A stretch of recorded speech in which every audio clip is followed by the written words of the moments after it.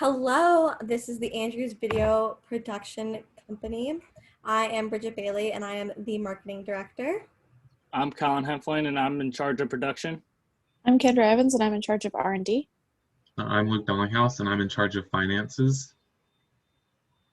So to get started, we will look at our company's results. Andrews Company was quite successful in the market. We currently hold the largest profits and cumulative profits as of round 6.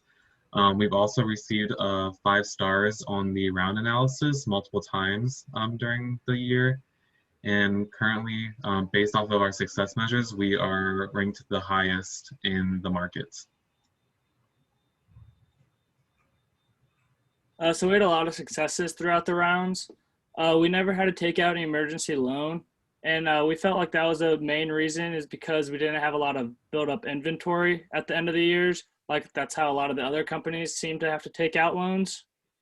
And our stock market, we were pretty even with a lot of them. And then about round 5, we kind of took advantage and become the leader in the stock market. And then our automation levels have been the highest throughout the whole competition. And we're going to be at automation levels of 10 for 2 of our products at the end of this year. And we've always had a profit every round and didn't really have to worry about being short on cash. As far as challenges, we had a hard time figuring out what to produce. Sometimes figuring out the position of the different products and how well they performed was a little challenging. Deciding on how to price our products so that we can compete with competitors in the same area was a little challenging. And then figuring out what to update or when to update our older products and also when to create new ones was a bit challenging for us. For learning, I learned a lot through the program about how important it is how important long-term and short-term debt can be with helping grow a company.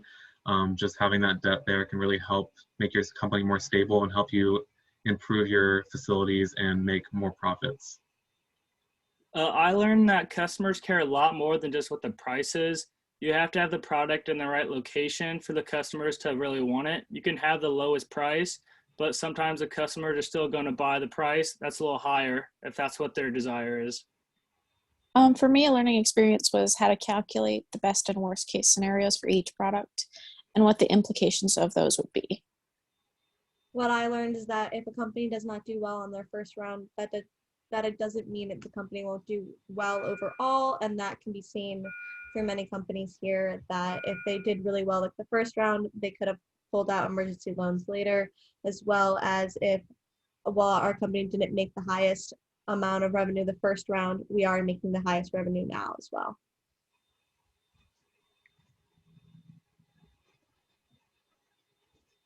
So I'm going to do a new share. So in our balanced scorecards, one area that we definitely need to keep improving on is our days of working capital. Days of working capital is determined by looking at our current assets minus our current liabilities and looking how many days we have to work off that capital that we own.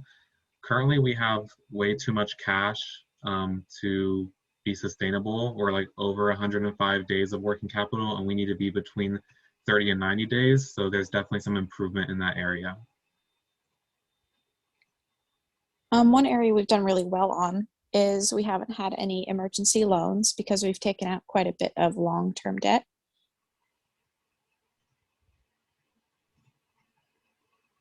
And then for our analysis report, something we struggled on a little bit was the forecasting. And I think a main reason for that was we were a little timid to have too much production because we've seen how that hurt other teams in the beginning rounds. And that's one thing, that was one of our main goals, was not to have an emergency loan taken out.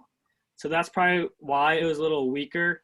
And then if we did have inventory left over, we seemed to have a little more than what we should have. But we also had a lot of stock outs every single round.